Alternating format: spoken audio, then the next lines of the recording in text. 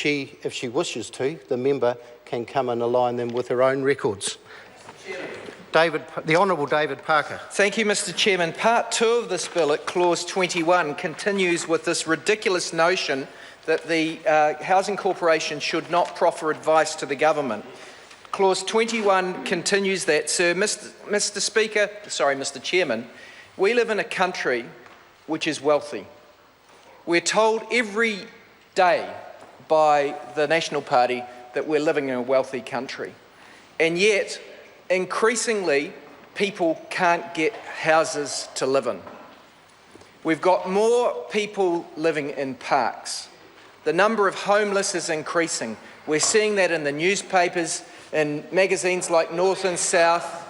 We've got people living in cars. We've got people living in garages.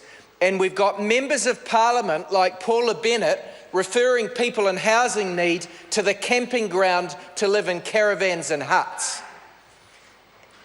We've got house prices that are the highest that they've been forever in New Zealand, some of the least affordable housing in the world.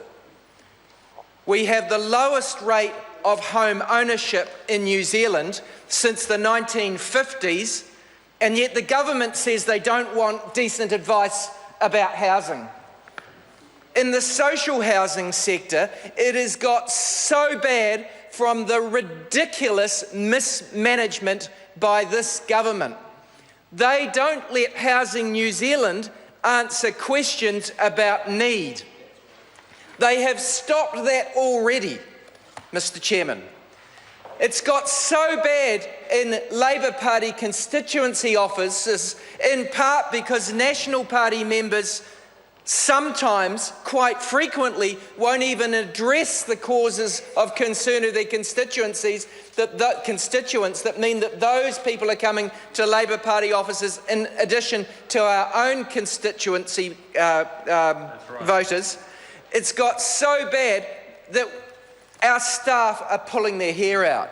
Not only that, people are so frustrated out there that they can't get a roof over their heads for themselves and their people, that they are abusing our staff and threatening them.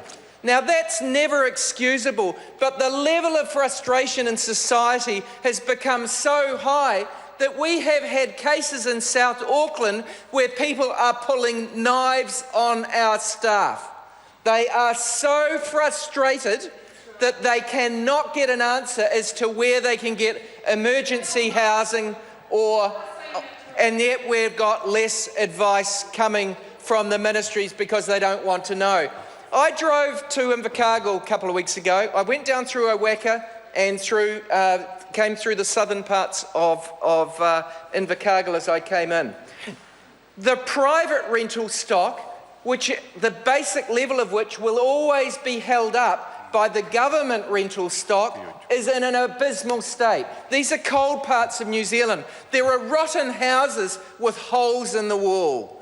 I was shocked at the number of houses that I went past in these cold areas that just had a sheet draped over the window of a single glazed house with rotten frames where the glass drops in the frame, where there are holes in the sides of the walls, and people have got no alternative, and the government hasn't got any minimum standard for housing.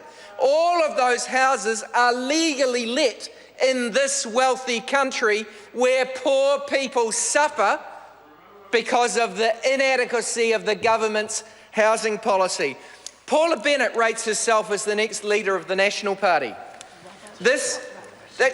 Promoted on the websites of the National Party. Judith Collins has already thrown herself under a bus, and it's a competition between Stephen Joyce and Paula Bennett. New Zealanders, Ms Bennett, hate hypocrisy. They hate hypocrisy, and they don't like to see people who get ahead in New Zealand, having had access to a state house, now ditching the system. This will be the minister's bête noire. This will be carried with her to the end of her political career. Bill English, when last in government, tried to get rid of income-related rents. He couldn't. They sold 13,000 houses, but they lost the income-related rates and they haven't even been brave enough to go directly after that this time, because they know people think that poor people shouldn't have to pay more than they can afford, particularly people with mental illness or disability. Mr. Speaker, Mr. Chairman. Maroney.